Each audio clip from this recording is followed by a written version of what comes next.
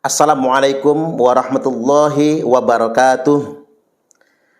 Pengurus Besar Nahdlatul Ulama (PBNU) telah mengeluarkan surat resmi berupa instruksi kepada semua jajaran pengurus NU dan warga Nahdliyin terkait dengan organisasi PWI Laskar Sabilillah dan kajian tentang nasab Bani Ba'alwi.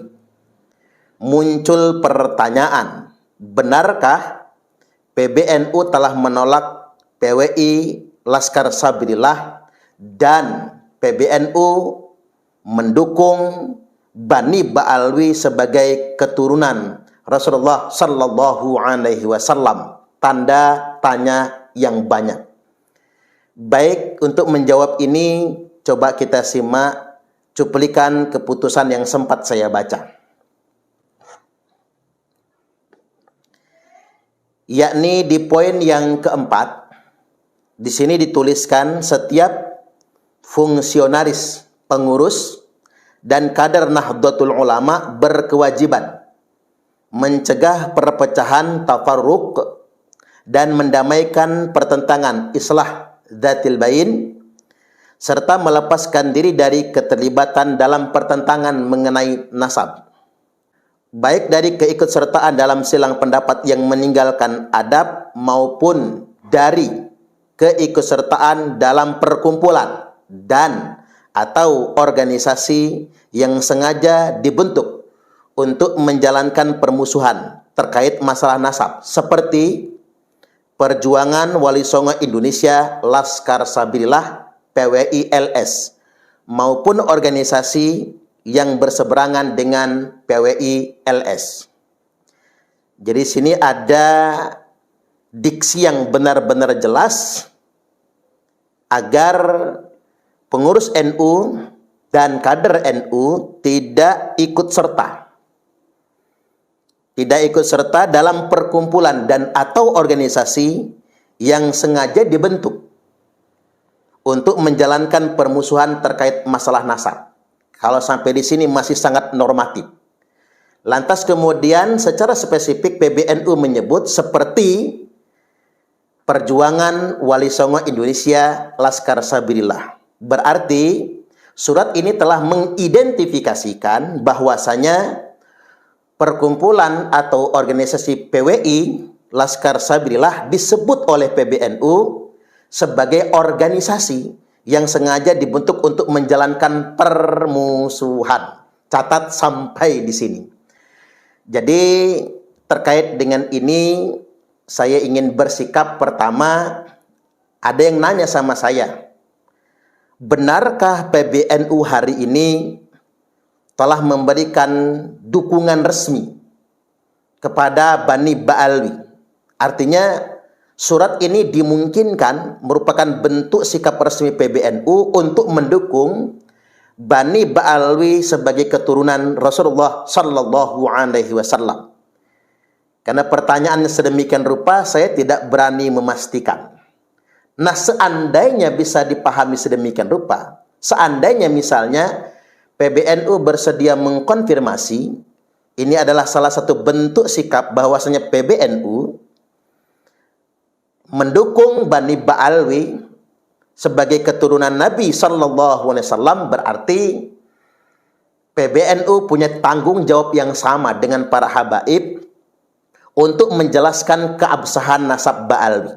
Dari hari ini hingga hari-hari yang akan datang, pengurus PBNU, ulama-ulama yang ada di Jam'iyah Nahdlatul Ulama punya kewajiban normatif, punya kewajiban untuk mempertanggungjawabkan nasab Ba'alwi. Jadi dalam konteks ini bukan cuman Rabitatul Alawiyah, bukan cuman para habaib, tapi PBNU juga punya kewajiban untuk menjelaskan kepada masyarakat Nahdliyin bahwasanya Ba'alwi ini benar-benar keturunan Nabi.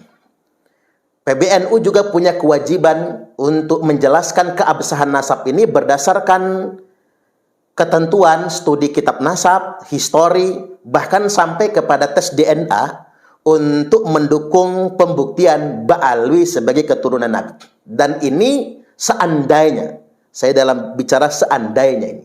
Seandainya PBNU memang mengarah kepada mendukung sepenuhnya Bani Ba'alwi sebagai keturunan Nabi, maka PBNU hari ini dibebani tanggung jawab lebih, yakni membantu Rabitatul Alawiyah untuk membuktikan bahwasanya Bani Ba'alwi di Indonesia ini merupakan keturunan Nabi Sallallahu Alaihi Wasallam.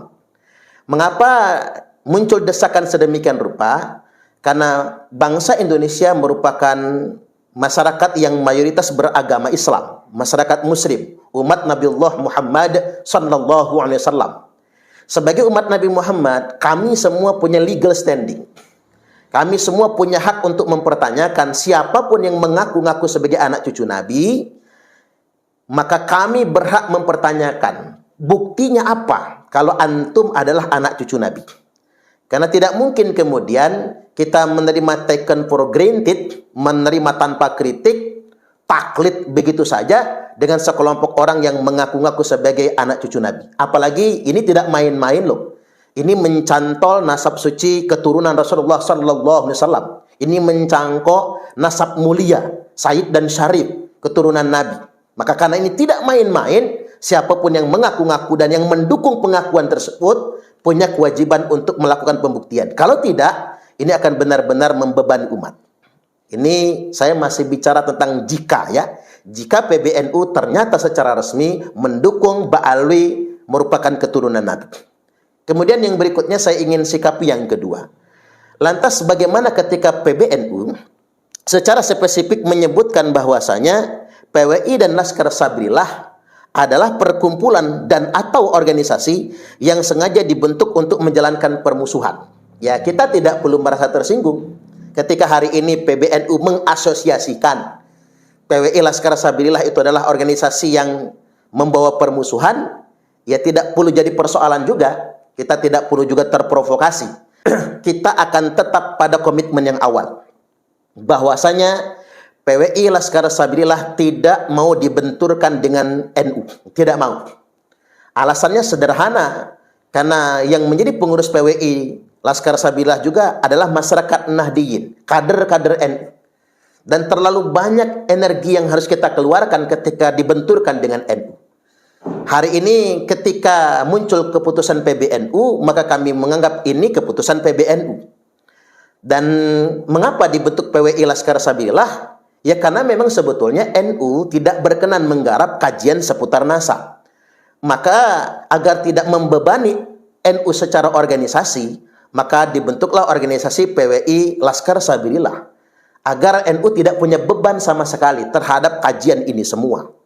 Dan organisasi ini didirikan bukan untuk membentur NU, tapi untuk mencerahkan umat, terutama bangsa Indonesia, khususnya warga Nahdiyin, terkait dengan upaya kita menjaga kemurnian dan kesucian nasab keturunan Rasulullah Sallallahu Alaihi Wasallam. Jadi bukan untuk membentur NU. Hari ini ketika kemudian kita menjadi bagian dari NU, tidak bisa koheren dengan PBNU, maka tidak jadi masalah. Karena ketika kita secara organisasi tidak koheren dengan PBNU, karena memang PWILS itu bukan banom NU, ya ngapain koheren kan? Karena bukan banom NU juga. Tidak jadi masalah. Karena entoh kita di PWI Laskar Sabillah juga adalah warga Nahdiyin. Kita tetap bisa inheren dengan nilai-nilai perjuangan Romo Hadratus Syekh Kiai Haji Hasyim Asy'ari. Hari ini yang kita pikir itu bukan tentang koherensi dalam berorganisasi. Yang harus kita pikir adalah semua kader NU, semua kiai NU, semua santri NU, semua warga Nahdiyin itu harus berpikir bagaimana bisa inheren dengan nilai-nilai perjuangan Hadratus Syekh Kiai Haji Hasyim Asy'ari. Karena begini, yang disebut dengan pengkhianat di dalam NU itu adalah orang-orang yang hanya memanfaatkan NU secara organisasi untuk tunggangan politik, untuk mendapatkan jabatan ini, jabatan itu, untuk mendapatkan proyek, untuk mendapatkan tambang, untuk mendapatkan keuntungan profit duniawi.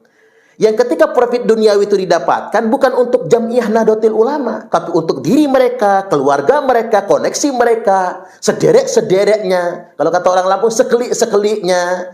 Lingkaran mereka saja yang mendapatkan. Bukan itu yang disebut dengan ber-NU. Hari ini, mari kita membangun kesadaran terhadap semua masyarakat Nahdiyin. Kita harus tetap konsisten, inheren satu nilai, satu nafas, satu garis perjuangan dengan gagasan ide perjuangan Hadratus Syekh Kiai Haji Hasyim Asy'ari. Nah, dalam konteks ini, mengapa kemudian seolah-olah dalam tanda kutip kajian Kiai Imad ini sepertinya tidak diakomodir oleh PBNU? Ini setidak-tidaknya mengkonfirmasi bahwasanya kajian Kiai Imad, bahkan Kiai Imad itu sendiri merupakan mujaddid abad ini, khususnya mujaddid bagi Jam'iyah Nahdlatul Ulama.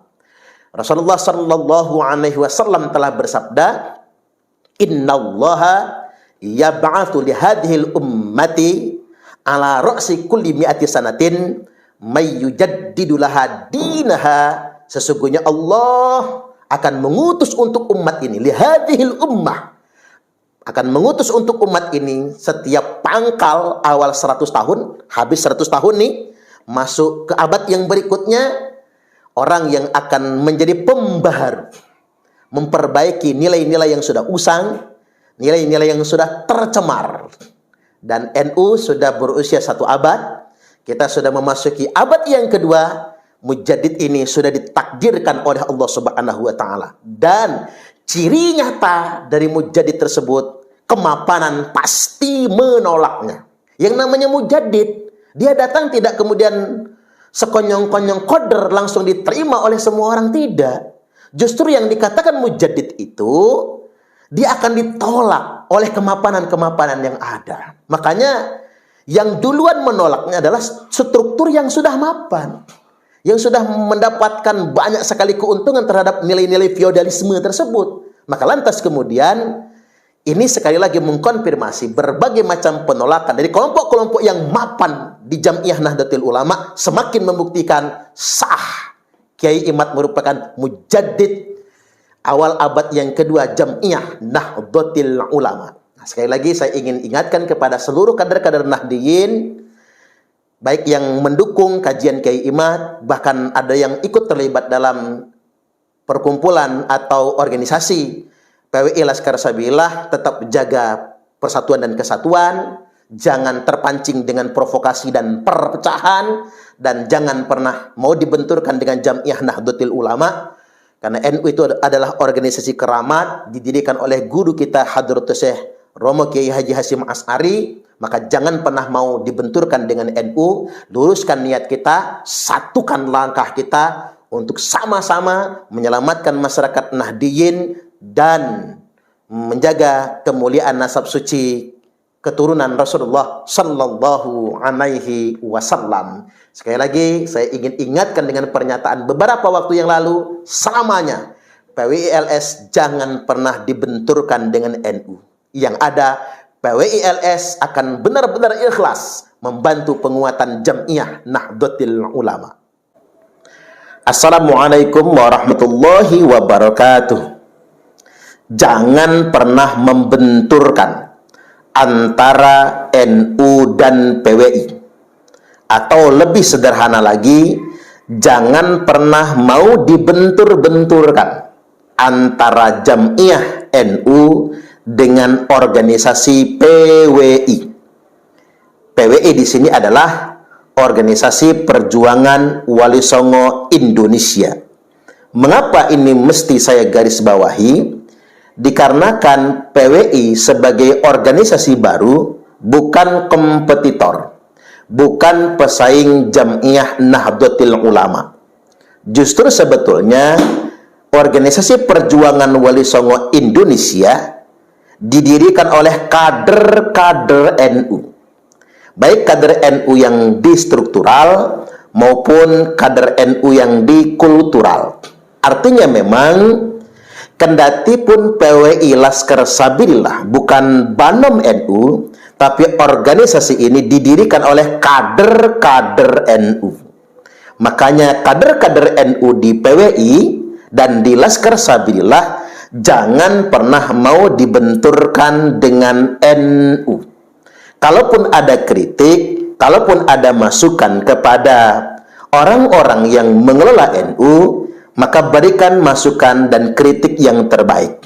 Karena pada dasarnya yang mengelola Jam'iyah Nahdlatul Ulama juga manusia biasa. Persis seperti yang mengelola, memanage PWI Laskar Sabilillah. Kita dihadapkan dengan sebuah kenyataan, ternyata yang mengelola PWI dan Laskar Sabilillah pun juga manusia biasa yang punya kelebihan dan kekurangan masing-masing. Artinya memang tidak menutup otokritik. Kritik ke dalam dari kader-kader demi perbaikan organisasi. Kemudian yang berikutnya, saya membuat perumpamaan. PWI, Perjuangan Wali Songo Indonesia, dan Laskar Sabilillah ini yang dibentuk oleh kader-kader NU diumpamakan seperti sekoci. Sedangkan Jam'iyah Nahdlatul Ulama, NU adalah sebuah bahtera besar, sebuah kapal besar yang di saat-saat tertentu dihadapkan dengan ancaman, badai dan gelombang, atau bentuk ancaman yang lainnya. Maka dibutuhkan sekoci-sekoci kecil yang berusaha untuk menyeimbangkan dan untuk menyelamatkan sebagai emergensi dan antisipasi kalau ada bahaya besar. Jadi apalah arti PWI sebagai sebuah sekoci, bagi sebuah kapal besar yang bernama Jam'iyah Nahdlatul Ulama? Maka tidak boleh dibenturkan, atau bahkan dalam bahasa sederhananya tidak boleh kemudian berkonflik.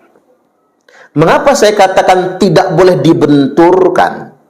Selain karena PWI Laskar Sabilillah didirikan oleh kader-kader NU, juga memang visi dan misinya memang sejalan dengan visi misi Jam'iyah Nahdlatul Ulama, yakni dalam rangka merawat Islam yang rahmatan lil alamin, kemudian melestarikan paham ahlu sunnah wal jamaah, dan setia kepada negara kesatuan Republik Indonesia, menjaga warisan Nusantara, warisan Wali Songo, menjaga sejarah, dan menjaga marwah Nusantara dari pihak-pihak yang hendak menguasai negeri ini dan mengklaim negeri ini sebagai milik mereka. Ini tentunya sejalan dengan misi Jam'iyah Nahdlatul Ulama.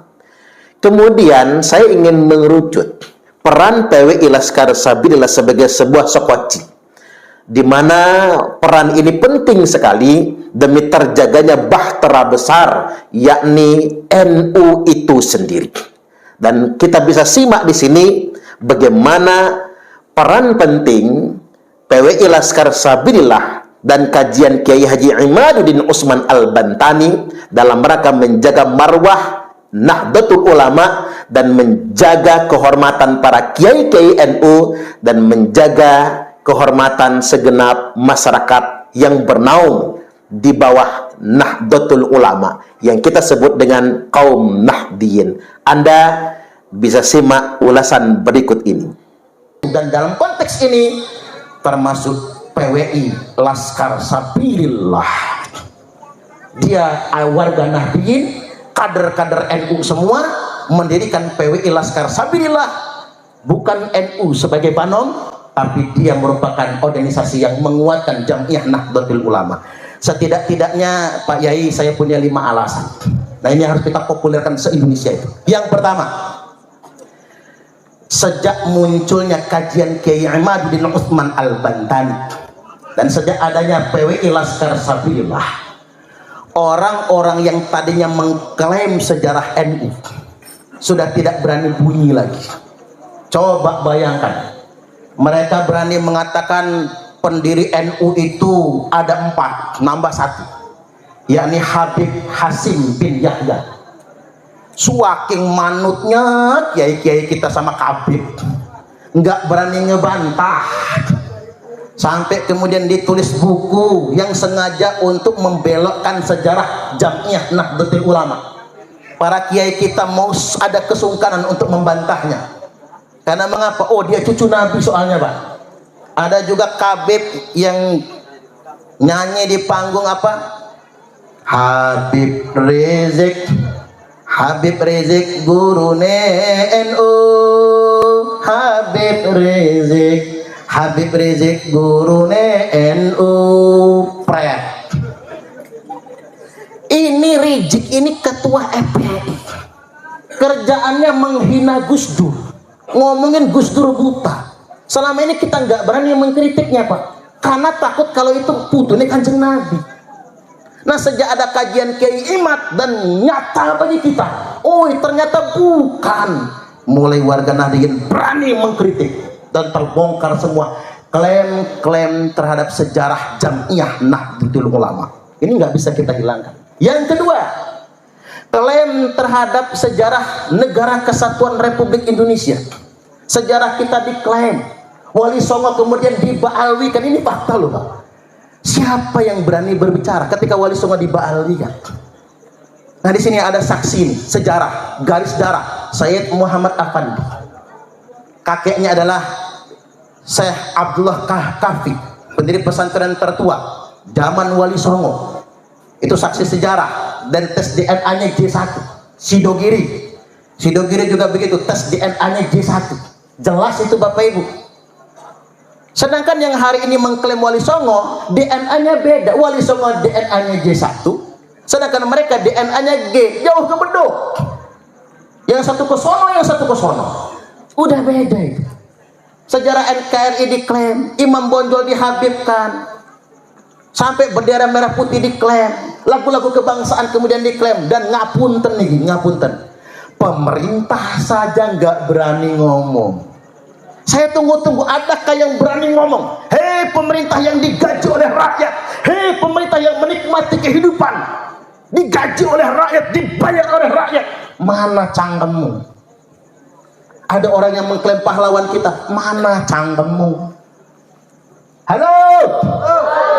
Ini selain Pak Agus, kalau Pak Agus mendukung kita soalnya.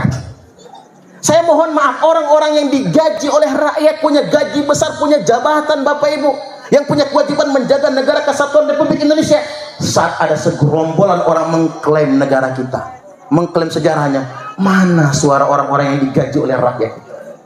Sejak adanya PWI Laskar Sabilillah, mereka nggak berani lagi mengklaim. Berarti kita menguatkan Bapak Ibu. PWI Laskar Sabilillah ini bukan provokator, menguatkan kehidupan berbangsa dan bernegara kita.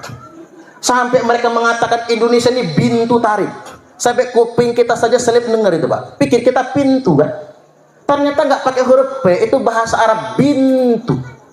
Bintu niku Bu artinya anak wedok. Jadi Indonesia ini diklaim anak wedok tarim. Bahkan ada yang mengatakan bintu Hadramaut, anak wedok Hadramaut. Bahkan dalam bahasa Arab Amiyah, dalam bahasa Arab pancaran, bintu itu artinya perempuan yang bisa ditiduri dengan dibayar bisyar. Halo, yang tahu istilah bisyar mana ya? Banyak tahu ya. Perempuan yang bisa tidur gara-gara dengan cara dibayar. Ini kan penghinaan kepada bangsa Indonesia. Dua. Yang ketiga, mereka yang berani merendahkan kiai-kiai NU sekarang nggak berani lagi. Oh, zaman biyen kita tahu betul yang namanya kiai, Bapak Ibu, nggak boleh selevel sama Habib. Apa kata mereka? Satu Habib bodoh lebih mulia daripada 70 kiai yang berilmu. Kaki Habib ahli maksiat lebih mulia daripada dasi kiai yang mengamalkan ilmunya. Makanya kiai-kiai se-Indonesia nggak boleh duduk sama kedudukannya sama Habib-Habib itu. Bahkan mereka merendahkan. Mana ada Pak yang mereka mau cium tangan kiai? Nggak ada. Walaupun Habibnya Habib bocil, nggak ada. Saya pernah satu panggung sama Habib bocil. Yang ceramah saya duduk paling pinggir. Si bocil duduk paling tengah. Saya sebut bocil, Pak. Belum nikah masih bujang. Semua orang cium tangannya, saya kagak. Ustadz Parman mah iri. Bukan iri Bapak Ibu, itu orang ilok yang sedemikian rupa. Dia baru anak kemarin sore, sedangkan terpampang yang ceramah saya. Kecuali kalau saya cuma tamu. Ini fakta dan kenyataan Bapak Ibu. Nggak mau mereka membukukan badan sama kiai-kiai NU, nggak mau. Tapi sejak ada kajian, sejak ada PWI Laskar Sabilillah, mulai mereka cari perhatian ke kiai-kiai NU. Sudah mulai mau cium tangan. Ini kan luar biasa efeknya. Kemudian yang berikutnya, terkait dengan pendawiran. Coba kita survei se-Indonesia Pak, 226.000 pesantren NU di Indonesia ini. Saya survei di Lampung Tengah itu Pak, semua pesantren NU korban pendawiran. Orang bisa datang berhari-hari, bermobil-mobil, minta duit sama kiai-kiai NU, nggak pulang kalau nggak dikasih. Begitu pulang setelah dikasih duit, semua isi kamar mandi habis. Odol, sabun muka, punya dalemi Pak Yainya itu habis semua. Kata Bu Nyai, bah, itu putune Kanjeng Nabi beneran tabah. Lo ngapa mah, Mi? Kata si Abah, enggak. Kok maling odol, maling sabun mandi? Ini fakta loh. Ini terjadi loh Pak, seluruh Indonesia. Mungkin yang nggak pernah ngurus pesantren nggak tahu. Yang pernah ngurus pesantren tahu bagaimana mereka datang mendawil di pesantren-pesantren. Sejak ada kajian Kiai Imad, luar biasa. Datanglah, tepuk tangan dulu. Datanglah Syekh Imaduddin Utsman Al-Bantani, jreng jeng, teng teng teng, nggak berani lagi. Zaman dulu jangan-jangan Yai Nur Khalis juga dawil lah, jangan-jangan deh. Sekarang mungkin nggak berani lagi, Bapak Ibu, bener itu. Saya tanya-tanya ke pondok itu nggak berani lagi. Mohon ngapunten ya, ada Roi Suriah didatengin oleh kabib-kabib mau ngadain hall katanya. Masya Allah, dikasih sedikit Pak, amplopnya diginiin. Berapa ini Kiai? Roi Suriah setinggi itu, santri aja nggak berani berjalan di hadapannya. Sama si kabib sambil ngangkat kaki di atas kursi. Berapa ini Kiai? Nggak ada harganya Kiai kita Pak di hadapan mereka itu. Bahkan saking parahnya pendawilan itu. Makanya ini sudah qadarullah Bapak Ibu. Adanya kajian itu sudah qadarullah. Yang kelima, terungkap 3.000 makam palsu se-Indonesia, termasuk di Lampung Bapak Ibu.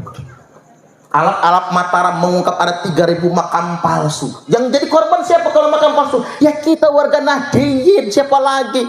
Yang suka ziarah itu warga NU semua kok. Kita korbannya itu Bapak Ibu. Akan makam-makam palsu itu. Oke, sementara waktu kita analisa mungkin motifnya ekonomi.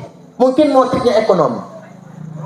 Kotak amal dan lain sebagainya. Tapi belakangan kita sadar Bapak Ibu, Israel menjajah Palestina setelah membuat 3.000 makam palsu di Palestina.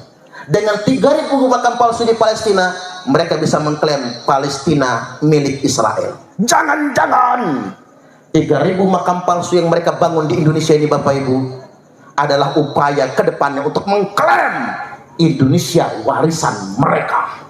Dan itu sudah kita dengar di mana-mana. Termasuk di Lampung Tengah, di Spontan, Habib Malik Abdullah. Padahal itu bukan Habib. Yang mengisbat siapa? Seorang Habib dari marga Al-Muhdor.